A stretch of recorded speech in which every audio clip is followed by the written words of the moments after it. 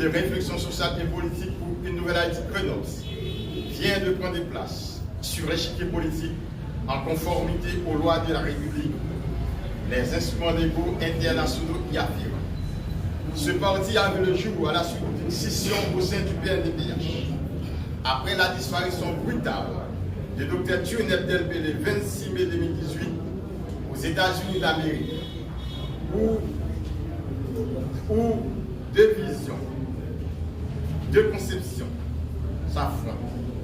D'un côté, une vision ouverte, moderne, empreinte d'idées novatrices, prônant une réforme en profondeur au sein du parti.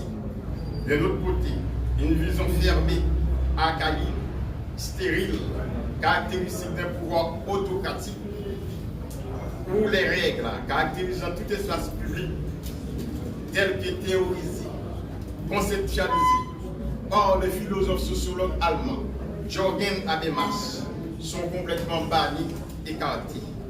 Les partisans de la première vision mettent en avant l'idée de réorganiser le parti.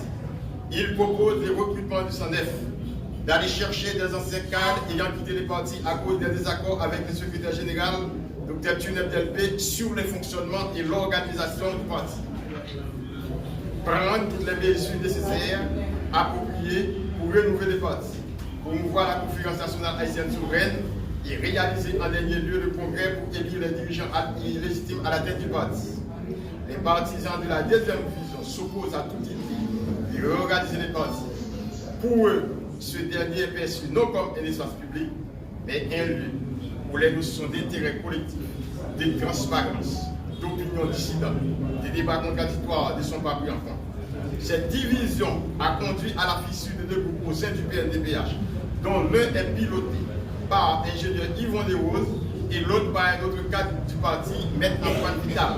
C'est ainsi que le 17 avril 2019, une délégation des partisans de la première vision, composée de l'ingénieur Yvon Desroses, Claude Joseph Desrouet de mémoire et André Roussos-Sousto, a rencontré le président de la République, Jovenel Moïse, au Palais national. Au cours de cette rencontre, qui a duré plus de 2 heures d'horloge, plusieurs sujets d'intérêt national ont été abordés, débattus, dont la gouvernance politique et économique du pays. Des promesses ont été faites de part et d'autre.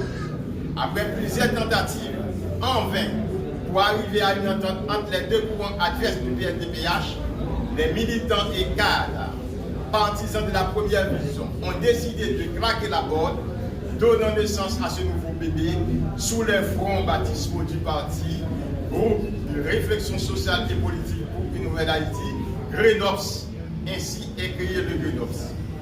La doctrine de Grenoble s'articule autour d'une trilogie dont le nationalisme, la démocratie, l'écologie.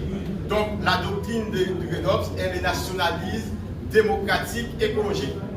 Par nationalisme, le Grenoble voit un courant de pensée ouvert, patriotique, civique, progressiste, pluraliste. Ce nationalisme prône la pluralité des idées, la diversité des opinions, le relativisme culturel, le brassage des opinions contraires, l'amitié entre les peuples frères dans le respect des uns et des autres.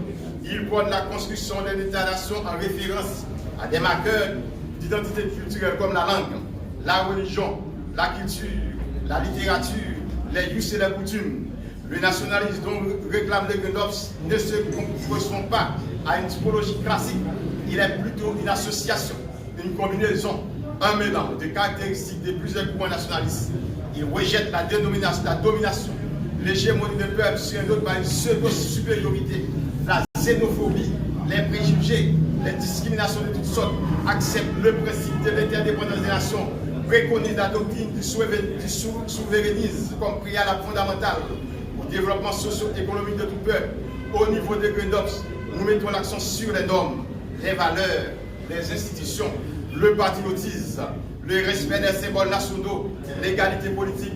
Souvent, la démocratie est perçue, analysée à l'aune de la conception libérale, occidentale, c'est-à-dire elle est réductrice à une approche restricte, formelle, par l'organisation d'élections disputées, le pluralisme idéologique, l'alternance politique, le fonctionnement régulier des institutions républicaines.